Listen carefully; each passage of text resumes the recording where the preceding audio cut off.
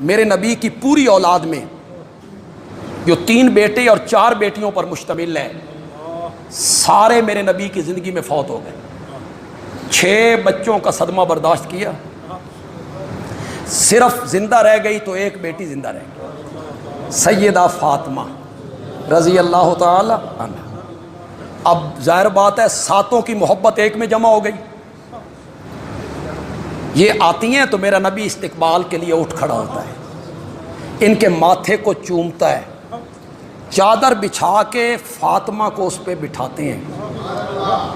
کیا قسمت ہے اور کیا نصیب ہے فاطمہ کا۔ میرے نبی کے انتقال کے بعد اٹھا بخاری، میرے نبی کے انتقال پر ملال کے بعد سیدہ فاطمہ کہتی ہیں واہ بتاہو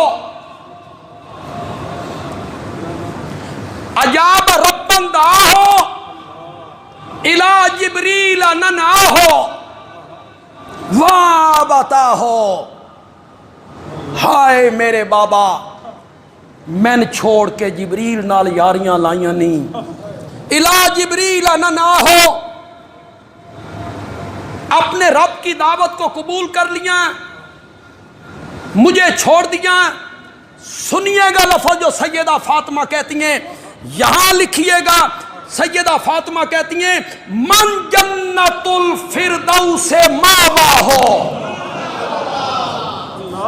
میرے بابا آپ نے جنت الفردوس میں ٹھکانہ بنا لیا، آپ نے جنت الفردوس میں ٹھکانہ بنا لیا۔ لوگ کہتے ہیں یہ جہاں دفن ہے یہ بھی تو جنت ہے، میں کہتا ہوں بالکل جنت ہے۔ ما بین بیتی و منبری روضۃ من ریاض الجنہ، اس میں کوئی شک نہیں۔ لیکن سیدہ فاطمہ کہتی ہیں میرا بابا عام جنت میں نہیں ہے، میرا بابا جنت الفردوس میں ہے۔ بندیالوی کوئی بات دلیل کے بغیر کہنے کا عادی نہیں ہے۔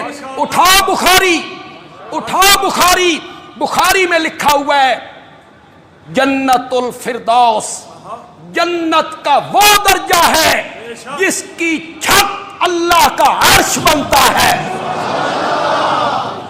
اللہ کا عرش کہاں ہے تو میرا نبی کہاں ہے؟ کون کہہ رہی ہے؟